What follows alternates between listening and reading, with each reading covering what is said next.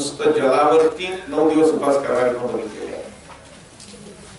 अशा प्रकारे आपापल्या पद्धतीनं आपल्या शरीराला झेपेल असं व्रत जरूर करा।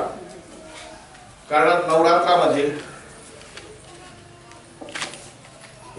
ही जी माता आहे, जगन्माता आहे, ही धरतीवर असते आणि ती धरतीवर बसल्यामुळे ती 9 दिवस धरतीवरतीच वास्तव्य करत असते, घटी बसलेली असते। अशा वेळेला देव दैवत तिच्या दर्शनासाठी येत असतात। जसं आपण देवळामध्ये दर्शनासाठी मातेला जातो, तसंच देवदैवत सुद्धा तिच्या दर्शनासाठी येत असतात। तर असा जो योग आहे नवरात्रीतला, तिच्या त्या देवदेवतांच्या वास्तव्यानं त्यांच्या दर्शनानं एका आलेल्या पवित्र पवन ही जी भूमी, त्या भूमीवरती असणारे त्या देवतांचे रेस,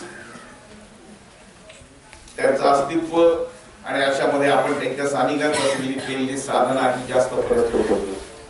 आणि म्हणून उद्यापासून सर्व भक्तांनी आपापल्या घरी पूजार्चना केल्यानंतर आपल्या पद्धतीनं अनुष्ठान करावं, पारायण करावं, स्तोत्र करावं, त्याला अधिक फायदा आहे। तीन सुंदर रचना आहे बघा। गणेश पूजन झालं, गणपती येऊन गेले, त्याच्या अगोदर श्रावण मास होता, गणेश पूजन झालं, नंतर पितृपंधना होता, सगळ्या पूर्वजांची आठवण, आई वडिलांची गेलेल्यांची आठवण, आणि त्याच्यानंतर उद्या मातेची कुळाचाराची पूजा, आणि तो उत्सव दसरा झाल्यानंतर पुढे 15 दिवसांनी दिवाळी। काय सुंदर अशी श्रावणापासून ते दिवाळीपर्यंतची रचना केली। तर हे सगळे भक्तीतले, साधनेतले आणि आनंद मिळवणारे दिवस आहेत। आनंद हा बाजारात विकत मिळत नाही, तो मिळवावा लागतो। आनंद मिळवण्यासाठी